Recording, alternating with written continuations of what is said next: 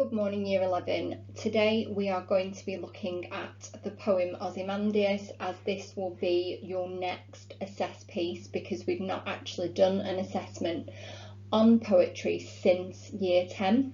So to begin with, we've got three images that I want you to have a look at, and I want you to think about what the poet might have meant by the title. Is Ozymandias a place? Is it a person? Is it a name? Is it a title? So the pictures that you can see relate to the poem we're going to study today. So have a look and see if you can think about what the title may mean.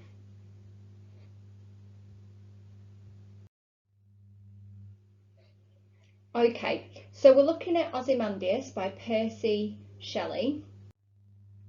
And our success criteria is to consider the basic structure and form of the poem, the context and the ideas behind the poem, and the key language features used by the poet. These are important because this is what we're going to talk about in our assess piece. There are three assessment objectives: language, structure, and context. To begin with, Ozymandias was a Greek name given to Ramesses II, one of the greatest pharaohs of ancient Egypt. In the early 19th century, when Shelley was writing poetry, Europeans became fascinated with the Egyptian culture after Napoleon conquered Egypt and began transporting the great treasures of the ancient Egyptians back to Europe. Shelley and a friend learned of this acquisition by the British Museum of a massive statue of Ramesses II. They decided to have a competition to see who could write the best poem about the statue, and hence the poem Ozymandias was created.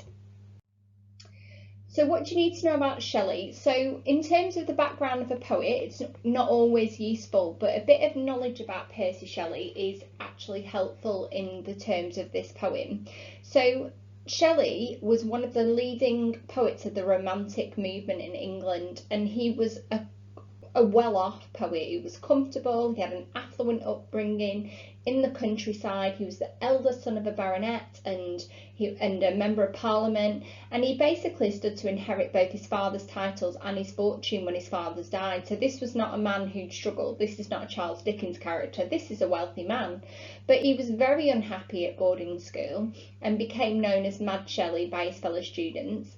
And off he went to Oxford to do his degree, but he was expelled after less than a year, and he eloped with a young woman called Harriet Westbrook.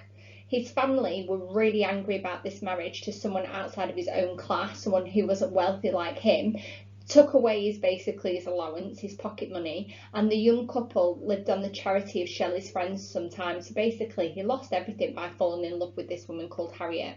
But despite his upbringing, Shelley had really unconventional political ideas. He was very much a socialist, and he spent a great deal of time with reform thinkers of the day such as William Godwin, who was a well-known philosopher. He felt the need for social and political change and believed in atheism, so the idea of not believing in God, vegetarianism and free love. This was really unusual for the time period, and definitely ties into the nature of this poem. So we're going to read the poem in a minute, and I want you to try and think about what's going on. Ozymandias is a poem that's written in the first person, so while Shelley often wrote about the beauties of nature, here he chooses to write about the ferocious fortunes of nature. So Ozymandias, or Ramesses II, was one of the greatest leaders of the ancient Egyptian world. The people of his time would have thought him a god on earth. So there were many massive statues were created in his honour, and it is probable that the Egyptians themselves imagined that they would last forever. So this is the poem. I met a traveller from an antique land who said, 2 vast and trunkless legs of stone stand in the desert. Near them, on the sand, half sunk, a shattered visage lies, whose frown and wrinkled lip and sneer of cold command tell that it sculpture well those passions red which yet survive, stamped on these lifeless things, the hand that mocked them, and the heart that fed, on the pedestal whose words appear, my name is Ozymandias, King of Kings, look on my works, ye mighty, and despair. Nothing besides remains, round the decay of the colossal wreck, boundless and bare, the lone and level sand stretched far away.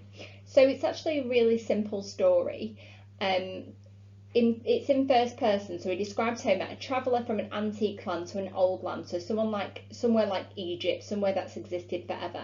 And he tells this tale of how in the middle of a vast desert he comes across the legs of a huge statue, so two vast and trunkless legs of stone, and they're still there standing in the desert. Near them, but on the sand, is the face of this statue. It's sunk in the sand, it's shattered, it's an angry face, it's got a frown and a wrinkled lip, and it's got a sneer on his face, and you can see that expression. So you can see Ozymandias' nasty expression on the face of this statue. And on the statue, you can see this written: "My name is Ozymandias, King of Kings. Look on me at my works, ye mighty in despair." So this guy has a real arrogant streak. He's, he sees himself as powerful, but there's nothing left of it, and it's just decayed. So that's what the poem's effectively about this abandoned, decaying statue in the middle of a desert.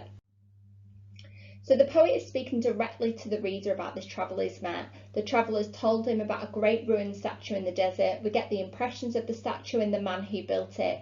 And we can get certain impressions by the following phrases. So as I'm reading them, think about the impression that we get about this king, the King of Kings, whose frown and wrinkled lip, sneer of cold command, stamped on these lifeless things, the hand that mock them. My name is Ozymandias, King of Kings. Look on my works, ye mighty in despair.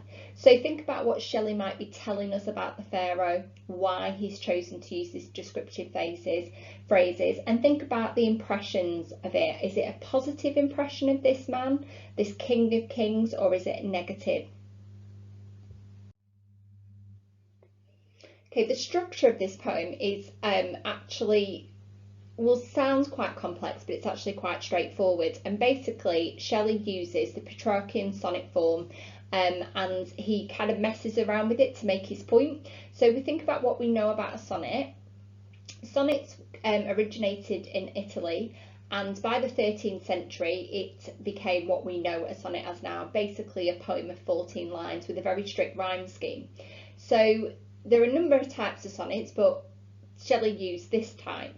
So it was an 8-line, the first 8 lines of the poem indicate a problem or idea. The next 6 lines advises the solution or resolution. The 9th line is the turning point for the ideas that were introduced at the start. And sometimes Shelley would mess around with that kind of organisation to indicate an issue, decay or change or weaken structure, as we get in Ozymandias. So just to express what a rhyme scheme is, if you've got an AB rhyme scheme, it basically means the first and the third lines rhyme, and then the second and the fourth. So AB. So every time you get a new rhyme, you introduce a new letter, so on and so forth. So Shelley used AB, then CD. So that's effectively the structure of the sonnet that he used.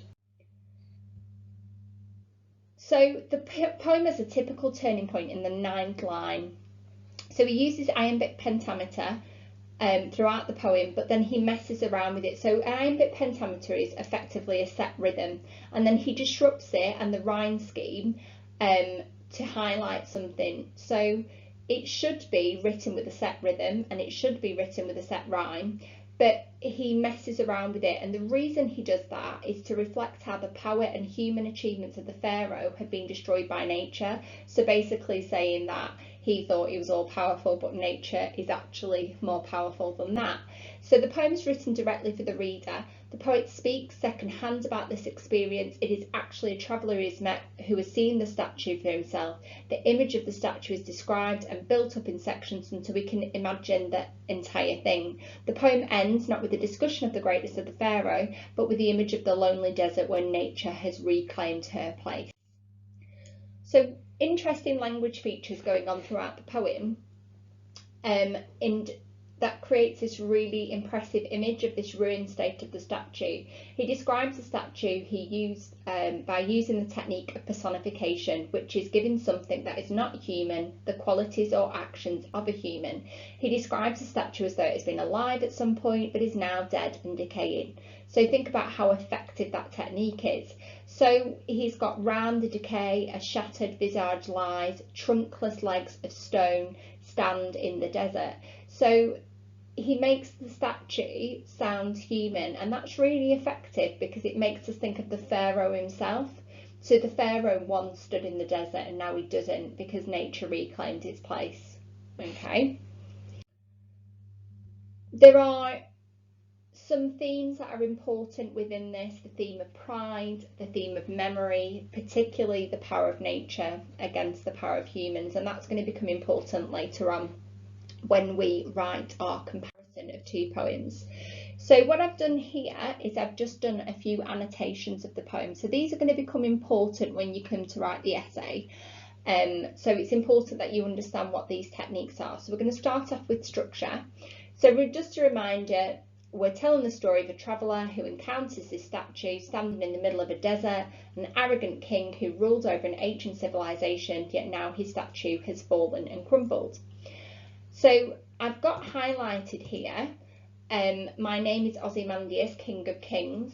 So we were talking about the structure a minute ago, this set structure. So each line has 10 syllables, and that's the iambic pentameter, apart from this line, which has 11. Okay, which means it's significant, and the king disrupts it because he thinks he's that powerful. So a sonnet is something that's set in stone, but Ozymandias messes with it. It's got 11 syllables because he is just that powerful, or he believes he's that powerful. We've got enjambment is used, and enjambment is when the lines run alongside it, along with caesura, and it creates this uneven pattern, and it shows how nothing can last forever. So the way the lines just break up and are just random, and they break in the middle of the lines, they're staggered, basically shows it's uneven and how nothing can last forever, and it represents the breaking up of the statue. So the breaking down of the sentences represents how the nature has broke down this statue. So a couple of language techniques that you might want to think about. We've got the semantic field of deterioration and decay is used throughout the poem. The shattered, the lifeless, the remains, the wreck, the decay, which highlights how again, the powerfulness of nature and actually the weakness of human beings. We've got the harsh sounding alliteration, which foregrounds the pharaoh's cruelty, his cold command. So it shows how cruel he is as a human being. We've got this imperative verb, look on my work. So look being the imperative verb, which highlights his power and his arrogance.